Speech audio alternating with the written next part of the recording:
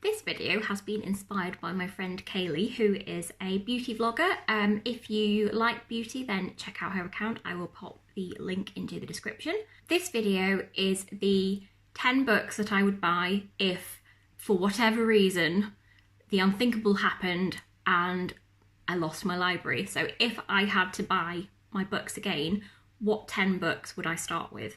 The first few books, actually, I didn't find it that difficult to pick. What I decided was I was going to go for books that I like to read a lot. I am a rereader. I will reread the same book over and over again within the same period of a year. So when I put my book count onto things like Goodreads and Instagram, that isn't including books that I've already reread, that I've read before. The first book that I would pick is Fredericka by Georgette. Georgette is one of my favourite authors. She is a Regency period romance writer. She didn't write during that period, she wrote after, but she made this period her own. This is a love story about a girl called Fredericka who her father died and she had to look after the rest of her family, and she calls on help from a vague relation to the family to help establish her sister so that she can marry her off to someone wealthy. It's really funny, it's just really lovely book, and I love it. I love all the background characters, and I think that's what makes this book so rereadable. The next book I picked was Pride and Prejudice by Jane Austen. This lovely Arcturus edition was gifted to me by These Novel Thoughts in an Instagram competition. I'm pretty sure no one needs me to explain what Pride and Prejudice is about. It's about Elizabeth Bennet and the broody Mr. Darcy, and how they managed to finally get together after lots of misunderstandings and prejudice. So, love it. My third pick is also a classic. This time it's a children's classic, A Little Princess by Frances Hodgson Burnett. This is one of my all-time favourite books. I first read this when I was about 8 years old. My teacher brought it in from school for me. I really like this edition because it's been designed by Rifle Paper. Look how beautiful that is. So lovely. This is the Puffin and Bloom set. I've got 3 of the 4. The fourth book is a contemporary romance. It's Rachel's Holiday by Marian Keyes. I've already read / listened, because I have the audiobook, to Rachel's Holiday about 5 times this year. It's just one of those books that I really love. It's called Rachel's Holiday, but it's actually about Rachel gets put into a rehab centre for drug addiction. She's an Irish girl who moved over to New York, and the pressure of life in New York gets to her, but she doesn't think there's anything wrong with her and just looks at it as going into a little holiday. So she thinks that there's going to be pop stars and stuff there in rehab, and it's going to be all lovely and face masks, and it's not quite like that. It's very funny, and there is a romance in it, but to be honest, the thing that I really like about it is the interactions with her family. This is the second book in Marian Keyes' Walsh family saga, and they're just really funny. If I have to pick one Terry Pratchett book, I'm going to pick Going Postal, because this is one of my all-time favourite Terry Pratchett books.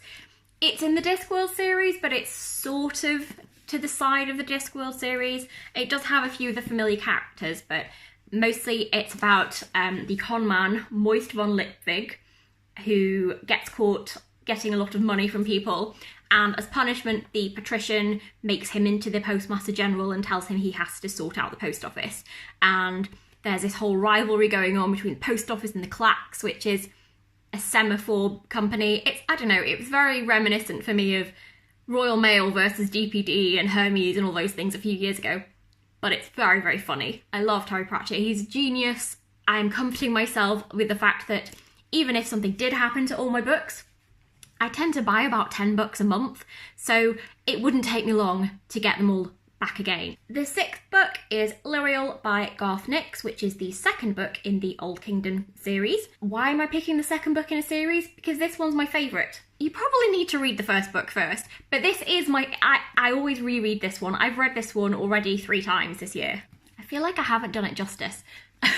Loriel is the daughter of a Clare. This is the second book in a series about the Porson, who is the person who keeps the balance between life and death.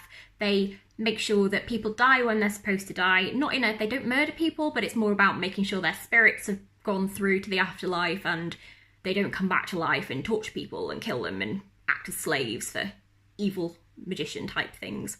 So this is the second book in the series, and it's in this one, the daughter of the Clare, which is in this world, they're the people who can see the future.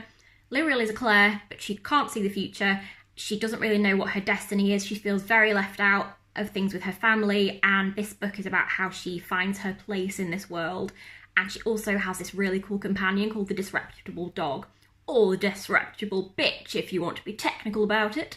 They just have these really lovely adventures, and yeah, it's really nice, it's really lovely. Even though it's about keeping zombies down. Number 7. To people who know me, it's probably very surprising that it's taken me until number 7 to do this, but it's a Harry Potter book. I've gone for The Prisoner of Azkaban, and it's the illustrated edition. I have lots and lots of editions of Harry Potter, including the originals, because that's how old I am. It's very difficult for me to pick a favourite Harry Potter, but I think because the Goblet of Fire illustrated edition isn't out yet, I would pick this one. If I had to repurchase them, I'd start with the illustrated ones, because they're so beautiful, and it's got the night bus on it. The 8th book I would pick is a young adult contemporary. I decided to go with We Were Liars by E. Lockhart, and this again is one of my favourite editions. I have read this already this year, I think. Where are we in February? I might have read it in November or December actually. I might be lying, I might not have read it yet. But it's one that I reread constantly. This is the story of Cadence Sinclair, who for all intents and purposes seems to be quite a privileged young girl. She's from a very wealthy family. She has lots of cousins and aunts, but there's lots of problems with the family. They're all rather jealous of each other. They're worried about who's getting what inheritance, and things all come to a head one summer when Cadence goes to their private island that they own, the grandfather owns. I don't know why I'm rolling my eyes at it. It's like, oh, private island, oh, not jealous at all. It's a bit of an exploration of family and what it means to be family. This is one of those books where once you know the ending, it changes how you read it. And that's all I'm going to say, but it's very, oh, look how beautiful it is. I love that colour, so beautiful. Number 9 is another fantasy book. This is Six of Crows by Leigh Bardugo. I actually am thinking about, oh my god, I've been watching The Office too much, I'm turning into Oscar. Actually, sorry. I was thinking about getting the hardback edition of Six of Crows. There's a special edition one that's just come out, and it's beautiful. It's got this sort of red foil on the cover. I describe it to people as fantasy meets Ocean's 11. So it's a fantasy heist. They're essentially going off to rob someone, and it's this band of thieves, and they've all got their own skills. Some of them are ninja type things, some of them have magic.